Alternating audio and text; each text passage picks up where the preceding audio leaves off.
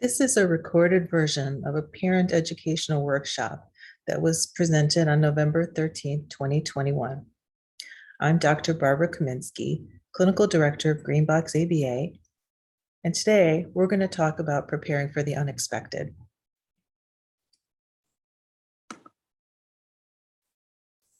Many children with autism have difficulty with changes in plans. These unexpected changes can really throw things for a loop and can often result in all kinds of difficult situations for both the child and the parent.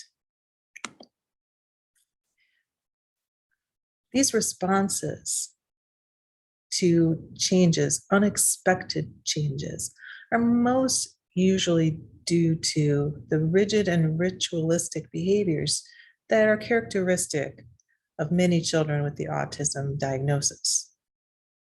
When we talk about rigid and ritualistic behaviors, we're really talking about how the kids respond to changes in their physical environment.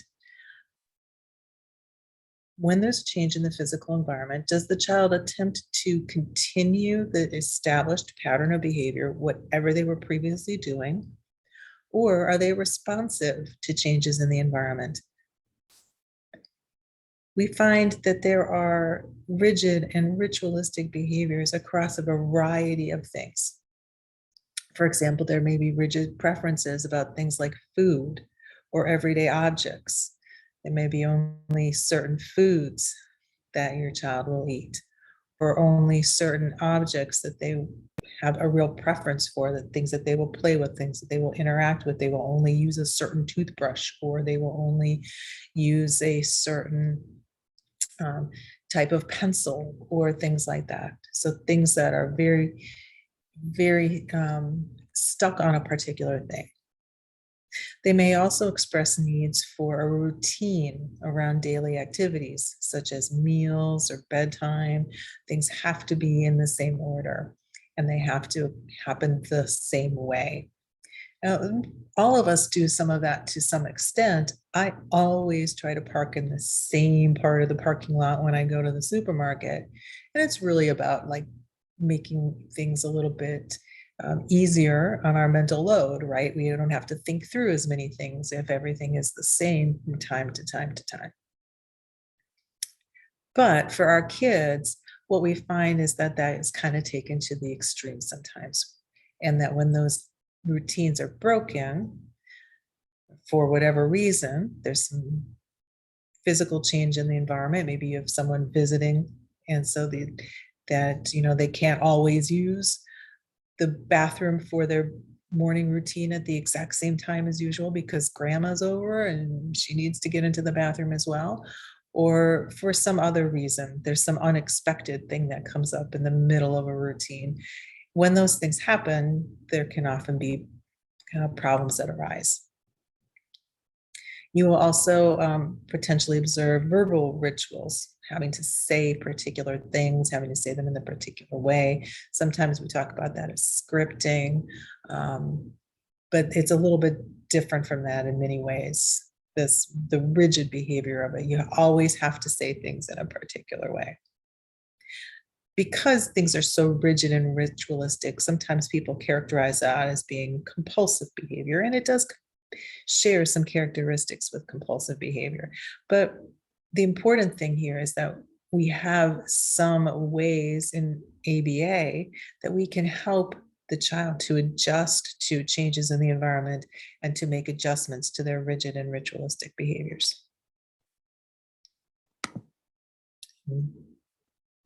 And managing those kinds of things is key to working with this. We find that dependence on routines, like things having to be the same way, so the rigid and ritualistic behaviors, the dependence on those things can increase during times of change and stress and illness. So it's important to pay special attention to those kinds of situations. And it's those unexpected changes, right, that are often the most difficult to deal with. There are things that we can do to prepare a child in advance for a change. Yes, and you've probably done that. But when there's an unexpected change, something that we were going to do this, or you were going to do this, but now I need you to do something else, right? Well, those are the things that can cause real problems. And we may be able to manage those things better if we can prepare for them in advance. Now, the thing about unexpected changes is that you can't prepare for every unexpected change in advance, right? I mean, you can't lay out a laundry list of all the different potential changes that your child will experience. So in ABA, one of the things that we do is we work more generally on dealing with unexpected changes, right? And do that across a variety of different kinds of things. That way, when a new thing comes up, it's more likely to be the case that they respond the same way to that new kind of a change. Now, not always, right? Because sometimes our kids have trouble also transferring things from one environment to another, right? But there are some things that we can do more broadly to help deal with unexpected changes. And then there are also some things that we can do more specifically. And one of the things that we're going to do a little bit later in the workshop is talk about emergency situations, because those are some things that there are some places where we can do things in advance to prepare for them that will make potential emergency situations, for example, fire emergencies. And then we're going to focus a little bit on that because it's easy to talk about, but make some of those things a little bit easier to deal with if they happen. It's about preparing for the things that might be encountered, and hopefully never will be, right, in the case of emergencies. But preparation is really key to getting through those kinds of situations. So being prepared, right? When possible, try to find out about whatever change is going to happen in advance. Now that, like, we're going to talk in a little bit about those unexpected ones. So it's not always possible to do that. But if you have that information available to you, find out as much as you can about what it's going to look like when that change occurs. And it doesn't hurt to describe that change in advance, right? Having a little bit of predictability, knowing that things are going to change and how they're going to be responded to, can be helpful. Now, I do know that some children experience some anxiety sometimes when they know that a change is about to happen, right? So you've given them that heads up, but they don't really know, and they haven't been able to really process, right, what is going to be expected in that situation. So as much as possible, it's important to describe not just what the change is going to be, but also what the expectations will be, right? What they can expect to have happen in that situation and how they're expected to respond in that situation. What do you want them to do in the new situation? Okay. And explain that to them ahead of time. Right? Again, not all of our kids have that level of verbal comprehension, however, and so it might also be useful to provide some visual supports for those kids who respond well to those. So if there are things like pictures that you can use, other kinds of visuals, things on your phone and videos and things like that. If you use them, we're going to actually talk on the upcoming slides about using visual support some more. But if you have that available to you, and if that's something that your child is comfortable and familiar with, then use it, right? Involve the right people in dealing with the changes. So those people who are going to be a part of the change, try to get them involved in right from the beginning, right? You might also try to specifically manage the transitions using things like if then and other things that help the child to know we're about to make a change, right? Change is about to happen. Let's get ready for it. It's going to happen in X amount of time. Right? Again, though, be aware of that there may be some anxiety that comes just from the preparation process, and do the things that you can to help to manage that anxiety. And as I mentioned, that often includes things like, really laying out what the new situation is going to look like and what you want them to do specifically in that situation. Not just that change is going to happen, not just that now you're going to have to do X when you were expecting to do Y, but what do I want you to do in X? And what do I want that to look like? What's going to help, or not what do I want it to look like? What should you do? What will help you navigate that new situation? And lay that out and describe that for them. So when you have those predictable changes, those things that are going to happen, right? There are a variety of things that you can do. You can use visual schedules and timers. So you can use a timer to say when the timer goes off, things are going to have to change, right? Or this is what your schedule is going to look like today. You can use some variation on the visual schedule for the future. So for example, this is what things look like today, but this is what things are going to look like tomorrow or next week, right? So using the same structure of the visual schedule, but using that to indicate that in the future, there's going to be a change.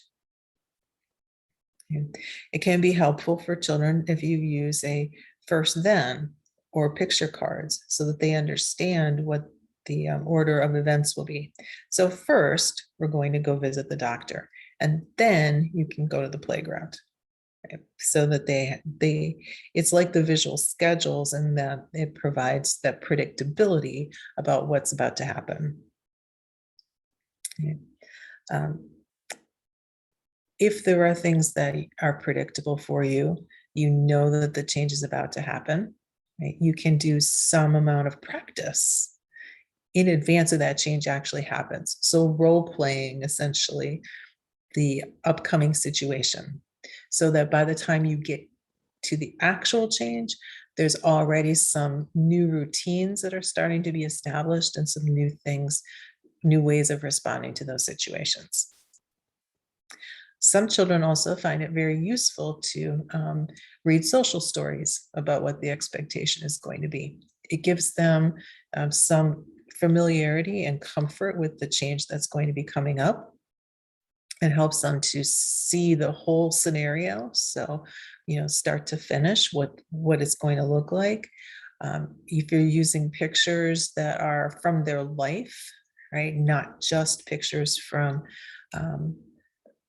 clip art, then it can help to already establish some amount of familiarity with things. For example, social stories about going to a new school. If you haven't been to that school before, they don't really know things about that school, taking pictures of that particular school, not just the exterior, but if you can get pictures of what the classroom is going to look like, pictures of the playground, pictures of things that are at that school, people who might be involved, the teacher, the principal, other people who they might encounter, and putting those things in the social story for them to be able to see that ahead of time. Same thing goes for things like moves, right? Either short distance or long distance, being able to take pictures of where you're going, take pictures of the moving truck, take pictures of loaded, packed boxes, so that they will understand the entire sequence of events, and it adds some predictability to what's going to happen, right? To the extent of, for example, having something in there that says, like, after we move, your bedroom will look like blank, right? So it will still have the same bed, it will still have the same toys, just making sure that they understand what the new situation is going to look like. And all those things are great for those predictable changes, right? But we also have, and these are the ones that are particularly tricky, right? The unpredictable changes. Some things that you can do to help with the unpredictable changes. If you use a daily schedule, right, then sometimes is useful to have a surprise slot on the visual schedule. So for example, lunch, right? Um, and then a surprise slot, like, who knows what's going to happen there? And then, pick up sister from preschool, right? So there's some, now in that surprise slot, you can do whatever you want. And if you have a visual schedule that, where you can move pieces around because it changes from day to day, that surprise slot can move around also. And now what does that do? It builds in this whole idea that there can be some change from day to day in how the schedule is working. And that's good for those kinds of predictable, unpredictable changes, if that makes any sense, like, where you're going to go during your open time, how you're going to fill that time. Sometimes it's going to be that mom has to do some errands. Sometimes it's going to be that we can go to the park. Sometimes it's going to be that I have to take you to a doctor's appointment. But if it's a surprise slot, right, during that time, then any of those things could be true. And it's like, hey, what's the surprise today? Oh, the surprise today is that we're going to run errands and we're going to go to Target. Or, oh, the surprise today is that we're going to go to the doctor, which I'm not sure is a great surprise, but but I think you get the idea, right? If you have an unpredictable change, one strategy can be to distract and redirect it to other things. We've got our little friend there on the picture who fell down on the playground, right? And, it's just distracting and redirecting to something else. And using calming strategies, right? It's a good idea to have identified for your child some things that can be used to de-escalate situations and calm them down. Does it help them to count to 10? Does it help them to take deep breaths? Does it help them to have a comfort item? What can you use to bring that situation back down to a manageable level if there's been an unpredictable change, even like using those things even before behavior has escalated? And that's really a super key piece to dealing with unpredictable situations. The unpredictable situation happens.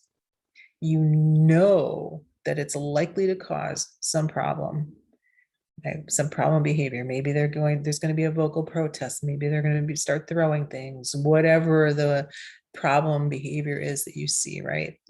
If you use those calming strategies immediately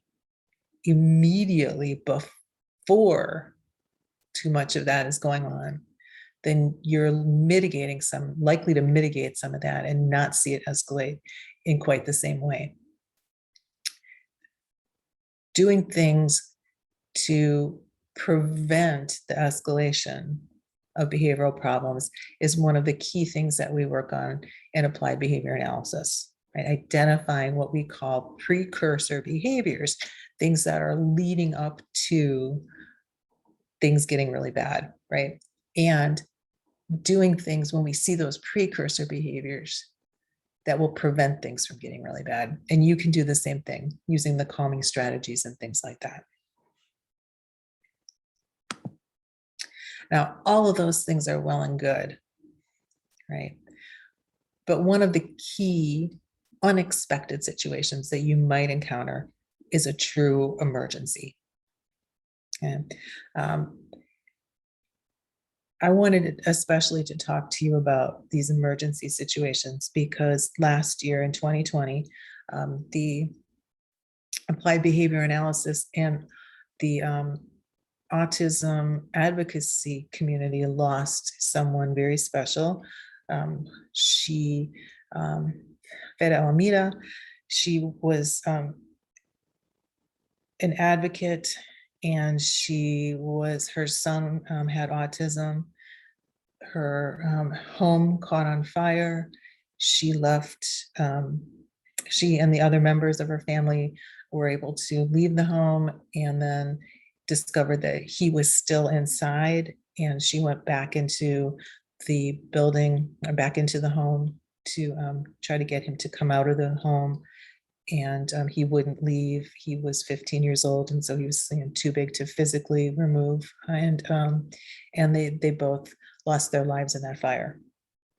So it was a very shocking and very sad situation, and one that really kind of brought home for me the real importance of preparing for emergency situations for our kids. So I wanted to just talk about some of the things that you can do to help to prepare for those situations. Now, obviously, none of the things that I'm going to talk about are surefire. None of them will necessarily prevent with complete certainty that something tragic might happen. But all the things that we can do to prepare ourselves for those kinds of situations are things that can reduce the probability that it will be a situation that results in the loss of life. And that's really, really an important thing to consider. All right, so let's talk about emergencies. Be prepared. All right, prepare, create a laminated card with your child's basic information on it. Ideally, something that can be kept close to the child or on the child's presence. Some people use things other than laminated cards, like bracelets, things like that. But these are good for situations in which the child might get separated from you, right? And so might not be able to, even if they are verbal and generally communicate well, even for those kids, they might not be able to communicate well in a high stress emergency situation.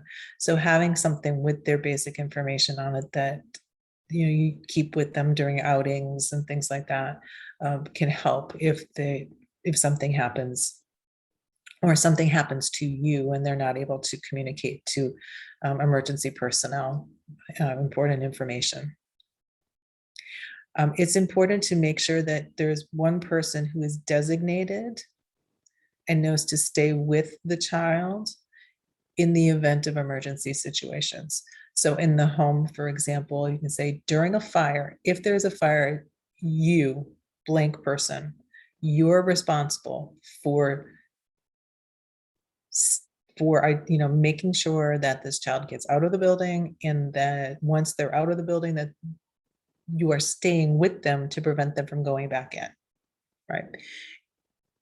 That prevents that situation where people get out of the building and don't recognize that someone is still there, right? So even in a situation where you've practiced, for example, fire drills and emergency escape plans, and we're going to talk about those in a minute, right? In the moment when that's really happening, no matter how often you've practiced it, there are still elements of what's going on that you are not able to recreate in practice, right? And that can actually just cause things to change and freeze up, right? So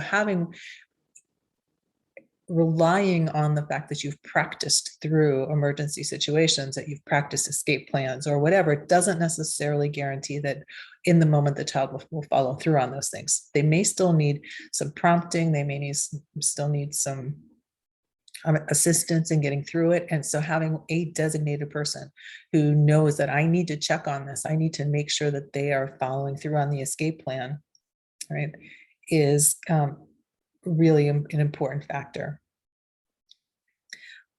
It helps to provide your local agencies, your fire department, your police department, and so forth, with information in advance that there is a child with special needs in the home, what their behaviors might look like in those situations. And that will help to prepare the emergency personnel when they arrive on the scene, because if your child is, having behavioral problems or having a sensory meltdown as a result of the emergency situation, that can be mistaken for all kinds of other things. And I think that one of the things that we know about interactions in these emergency situations, particularly with the police department, and I'm not picking on them here. It is, they do a very difficult job, right? But they see someone who is behaving in a very erratic, aberrant way.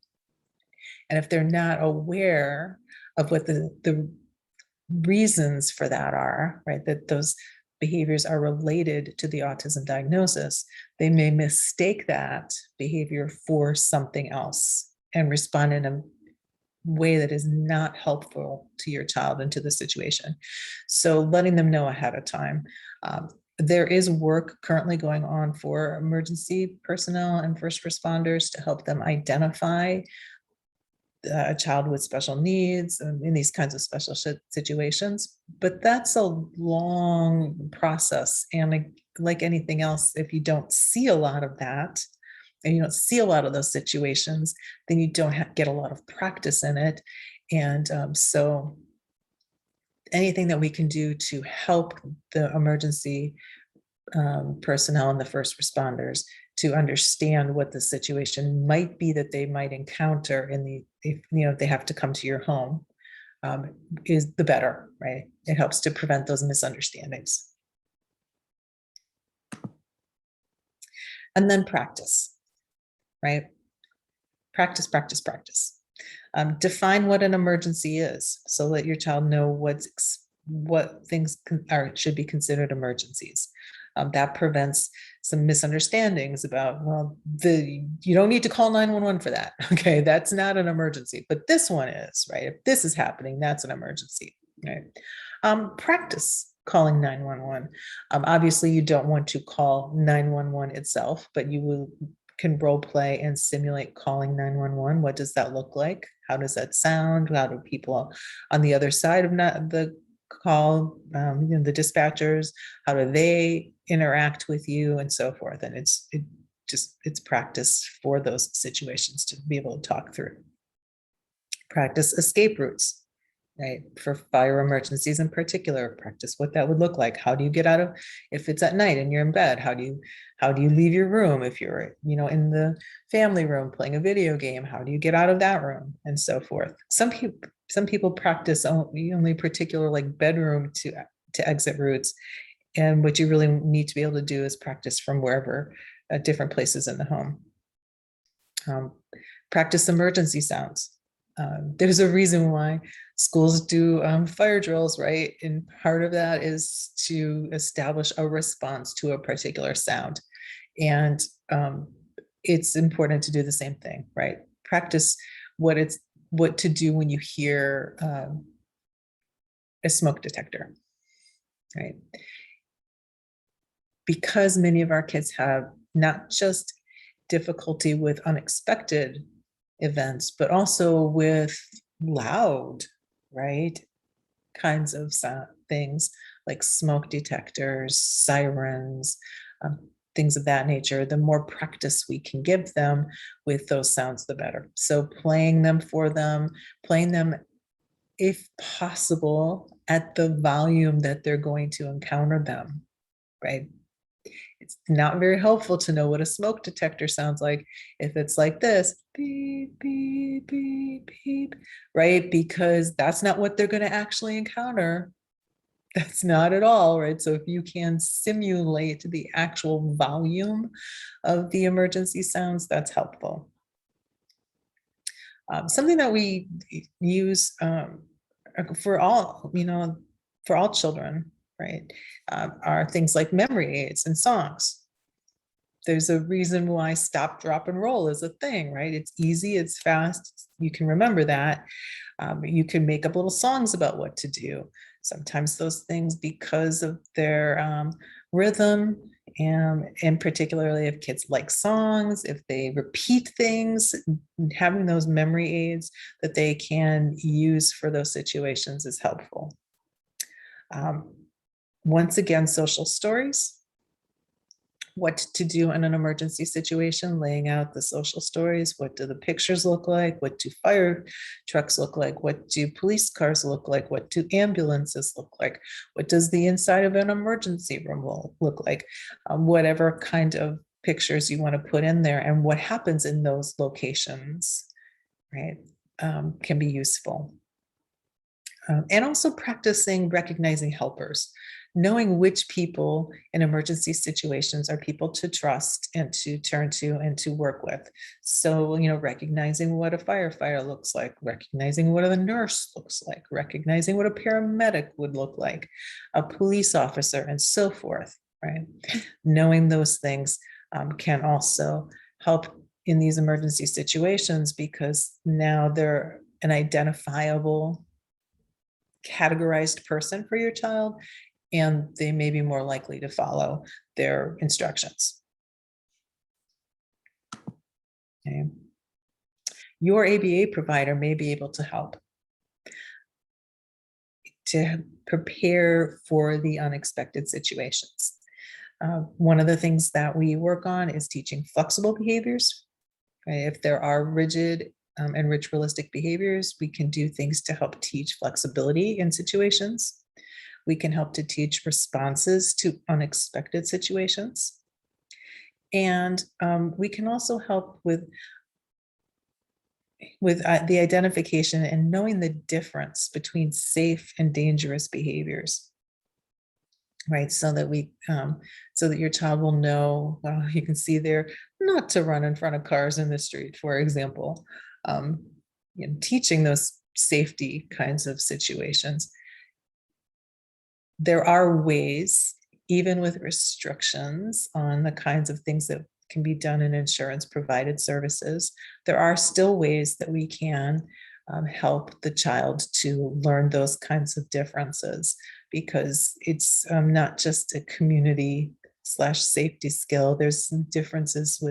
There's difficulties with recognizing and responding appropriately to their environment, and those things do fall under the insurance-based services in many cases. Feel free to reach out to your provider to talk about these things and what can be done both inside of the ABA sessions, and then also what they can help to set up for you in your situation to make sure that you have the tools to respond to emergency and other unexpected situations. Feel free to reach out to us if you have any questions, and have a lovely day.